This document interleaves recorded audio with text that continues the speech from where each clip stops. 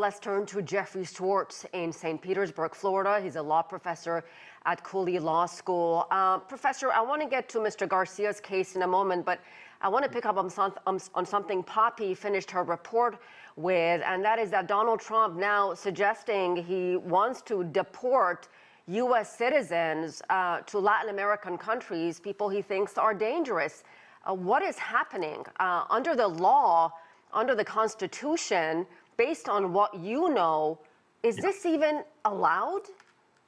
This is totally not allowed. This is flying in the face of everything the Constitution stands for. You can't deport a citizen. You can incarcerate a citizen for the crimes that they commit, but you can't deport them and not accept them back, whatever it may be. This is the essence of what's going on in Mr. Garcia's case, and that is that he was sent over there to be in a prison which the United States is paying for El Salvador to run and to keep deportees there. The fact of the matter is that they control their own deportees. That is, these people are in American custody. Mr. Garcia should be returned. And in fact, the president of El Salvador made it abundantly clear it isn't that he won't return Mr. Garcia. What he's saying is, how can I do this if America won't take this person?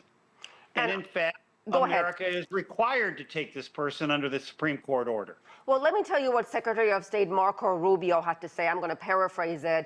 In that Oval Office meeting, he said, I don't understand what the confusion is. Garcia was illegally in the United States and he was returned to his country. He said the foreign policy of the United States is conducted by the president, not by the court. He says no court has a right to do this. What they're failing to mention, that is in 2019, under President Trump, Garcia was granted protection from deportation in the grounds that he might be at risk of prosecution if they send him back to El Salvador. It was more not that he suffered the possibility of prosecution. It was that he would be killed by the gangs that were after him for testifying against them in another matter. The truth of the matter is that Mr. Rubio is wrong. This is not a foreign policy issue. This is a due process issue for a person who is under protective status in the United States.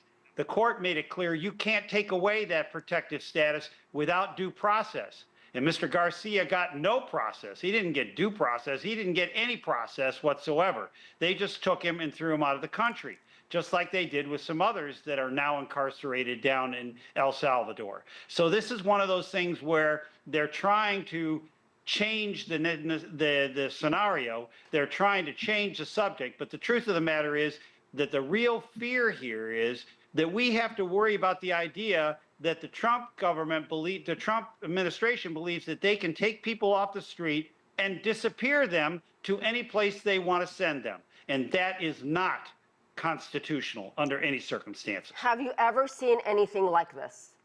Oh, well, I didn't see it, but I read about it. It's called 1933 Germany under the Nazis. That's what it's called. Wow. So what is next for attorneys for Mr. Garcia? Do they have any legal recourse at this point?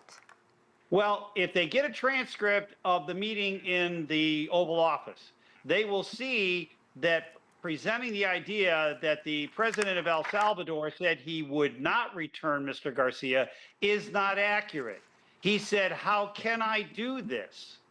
And how can he do it? Turn him over to the Americans, and they'll take him back to the United States. He doesn't have to smuggle him back in. Just give him back to the United States government and tell them to take him. They're under a court order to take him. A court order that they're clearly ignoring altogether. We are out of time. Jeffery Swartz, thank you so much. My pleasure. Thank you for having me.